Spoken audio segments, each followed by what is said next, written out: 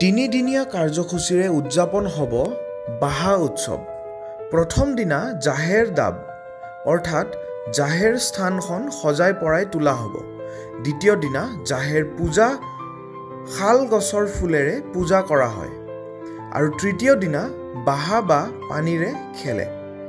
কোকৰাঝাৰ জিলাৰ গোসাইগাঁও মহকুমাৰ কাছিয়াবাৰীৰ পলাশগুৰিত বাহা উৎসৱ অতি উলহ মালহেৰে আদৰণি জনোৱা হয়।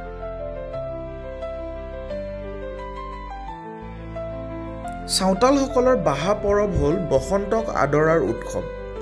প্ৰকৃতিয়ে সাজ খলোৱাৰ দৰে পৰিৱৰ্তনীয় সাজ খলোৱাৰ বাবে তৎপৰ হৈ উঠে চাওতাল সমাজ। বাহা গীত নৃত্য পৰিৱেশন কৰি উষ্ম আদৰণি জনায় এই পৰৱটিক। চাওতালসকলৰ পুৰোহিত অৰ্থাৎ নায়িকে পৰম্পৰাগত পূজা পৰ্ব সম্পন্ন কৰে আৰু এইদৰে চাওতালসকলৰ পালন কৰা বসন্ত বাহা উৎসৱ জিলাখনৰ বিভিন্ন প্ৰান্তৰ লোকসকলে উপভোগ কৰে।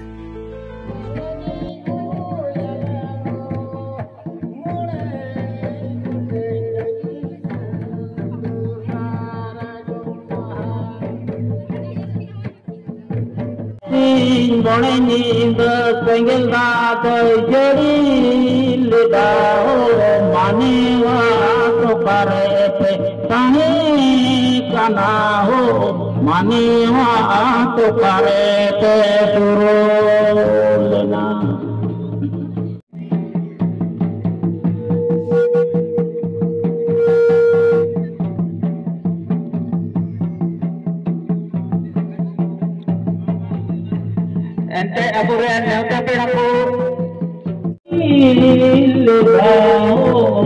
manewa tokare pe sahe kana ho manewa tokare pe suru mina mina laran mina mina devi golkawara yondegele sahe kana ho gosai yondegele suru gosa পোন প্ৰথমে মই উদযাপন সমিতিক ধন্যবাদ জ্ঞাপন কৰিছোঁ। আজি গোসাইগাঁও মহকুমাৰ অন্তৰ্গত থকা পলাশগুৰি LP স্কুলত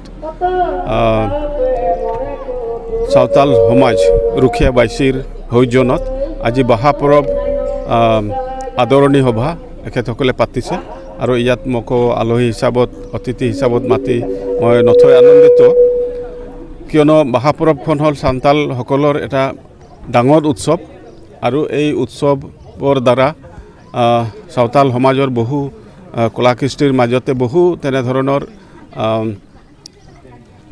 যি কৰ্মজীৱনীবিলাক আছে এইটো প্ৰকাশ পায়। গতিকে মই উদযাপন সমিতিক ধন্যবাদ জ্ঞাপন কৰিছোঁ।